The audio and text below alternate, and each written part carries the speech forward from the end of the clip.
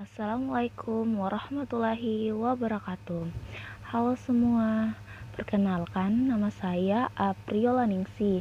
Saya akan memaparkan beberapa tips dalam manajemen waktu agar tetap produktif. Banyaknya pekerjaan yang menumpuk bisa menjadi masalah tersendiri bagi setiap orang, apalagi jika tidak memiliki kemampuan untuk mengatur waktu kerja dengan baik. Sebenarnya, semua tugas bisa selesai dengan baik dan tepat waktu jika Anda mampu mengelola dan tahu cara manajemen waktu agar lebih produktif. Kemampuan untuk mengatur waktu dengan baik sangat dibutuhkan oleh semua orang, termasuk bagi mereka yang berkecimpung di bisnis kecil. Pekerjaan bisa selesai sesuai jadwal jika seseorang dapat mengatur waktunya dengan baik. Sebelum mempelajari cara mengatur waktu, maka terlebih dahulu mari memahami pengertian dari manajemen waktu. Apa sih pengertian dari manajemen waktu? Manajemen waktu adalah sebuah proses mengelola waktu secara efektif sehingga waktu yang tepat digunakan untuk aktivitas yang tepat. Kemudian, apa pengertian dari kemampuan manajemen waktu?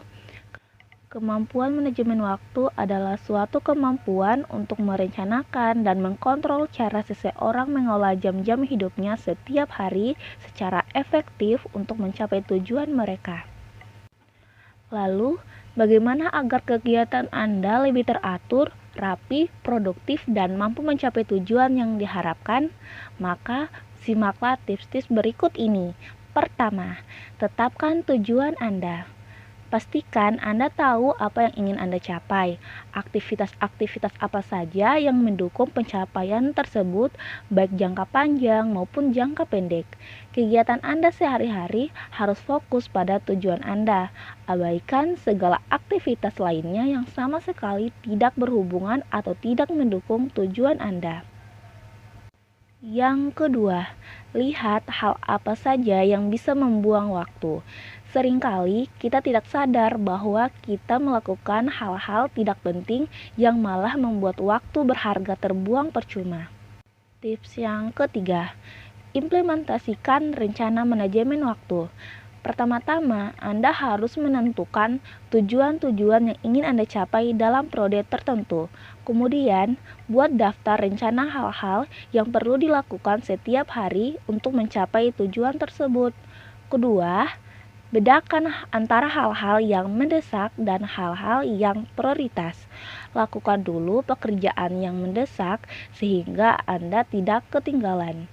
Ketiga, tentukan hal-hal mana yang perlu dikerjakan duluan. Jika semuanya sama-sama penting, maka sebaiknya mengerjakan tugas yang paling mudah dahulu, kemudian yang paling sulit. Dengan demikian, Anda akan merasa tenang karena sudah ada beberapa tugas yang selesai dikerjakan. Jika sebaliknya, Anda hanya akan fokus pada satu pekerjaan sulit, sehingga pekerjaan yang mudah terbengkalai dan tak dikerjakan. Yang keempat, gunakan tool untuk mengelola waktu. Hal yang pertama kali perlu Anda tahu adalah tentang penggunaan waktu Anda. Berapa lama waktu yang dibutuhkan untuk melakukan suatu aktivitas? Apakah ada waktu yang terbuang melakukan suatu hal yang tidak penting? Apakah penggunaan waktu Anda efisien? Maka gunakanlah tool pelacak waktu, baik itu melalui aplikasi web atau aplikasi smartphone. Anda juga dapat menganalisa aktivitas apa yang mendominasi waktu Anda selama ini. Hal yang kedua terpenting yaitu mengatur jadwal. Setelah tadi Anda membuat list daftar pekerjaan-pekerjaan yang harus Anda lakukan, langkah selanjutnya adalah menyusun jadwalnya.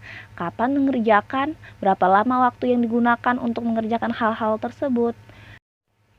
Hal ketiga yang utama adalah sebisa mungkin bekerja secara terkomputerisasi. Kurangi pekerjaan yang dilakukan oleh manusia. Selain untuk meningkatkan produktivitas, penggunaan sistem yang efisien juga akan meningkatkan kontrol, mengurangi kecurangan, juga kesalahan. Kelima, belajar untuk meminta tolong kepada orang lain. Belajar untuk bisa percaya kepada orang lain, kepada karyawan atau rekan kerja Anda, dan minta bantuan mereka jika Anda kewalahan mengerjakan suatu tugas tertentu, agar tugas Anda dapat selesai tepat waktu. Yang keenam, buat jadwal rutinitas. Agar terbiasa dengan jadwal pengaturan yang baru, buat jadwal rutinitas harian yang harus Anda lakukan dan ikuti dengan baik. Anda bisa misalnya mulai dari bangun tidur, olahraga, sarapan, perjalanan menuju kantor, jadwal olahraga, memasak makan malam, mengevaluasi kegiatan sehari-hari, dan waktu bersama keluarga. Keberhasilan seseorang ditentukan oleh rutinitas hariannya. Pastikan Anda memiliki rutinitas yang produktif sehingga tidak ada waktu Anda yang terbuang percuma. Ketujuh, biasakan batasi waktu untuk melakukan sesuatu. Dari semua hal yang telah disebutkan sebelumnya, bukan berarti Anda dilarang untuk melakukan hal lain. Anda tetap bisa sedikit bersantai dan mengobrol atau bermain media sosial agar tidak terlalu stres dengan pekerjaan. Namun, ingatkan diri Anda sendiri untuk membatasi waktunya. Kedelapan, pastikan keperluan pekerjaan Anda. Mencari file di komputer dapat menghabiskan waktu. Jumlah file yang terlalu banyak dapat membuat komputer menjadi lebih lambat. Pemilahan file dalam komputer untuk bekerja akan memudahkan pengguna menemukan file yang dicari. Kesimpulannya, tampaknya tidak pernah ada cukup waktu dalam sehari. Tetapi karena setiap individu semua mendapatkan 24 jam yang sama, mengapa beberapa orang mencapai lebih banyak waktu dan berhasil mengerjakan pekerjaan mereka dengan tepat waktu daripada yang lain? Jawabannya adalah terletak pada kemampuan manajemen waktu yang baik. Orang-orang yang berprestasi tinggi berhasil mengolah dan menerapkan penggunaan waktu mereka dengan sangat baik. Dengan menggunakan teknik manajemen waktu, Anda dapat meningkatkan kemampuan Anda untuk berfungsi lebih efektif, bahkan ketika waktu Anda terbatas dan mendapat tekanan. Manajemen waktu yang baik membutuhkan perubahan penting dalam fokus dari kegiatan untuk mendapatkan hasil nyata, karena menjadi sibuk itu tidak sama dengan menjadi produktif. Menghabiskan hari Anda dalam hiruk-pikuk aktivitas yang tidak tertata seringkali kurang berhasil, karena Anda membagi perhatian Anda di antara begitu banyak tugas yang berbeda tanpa prioritas. Manajemen waktu yang baik memungkinkan Anda bekerja lebih cerdas, bukan lebih keras, sehingga Anda dapat menyelesaikan lebih banyak dalam waktu yang lebih singkat.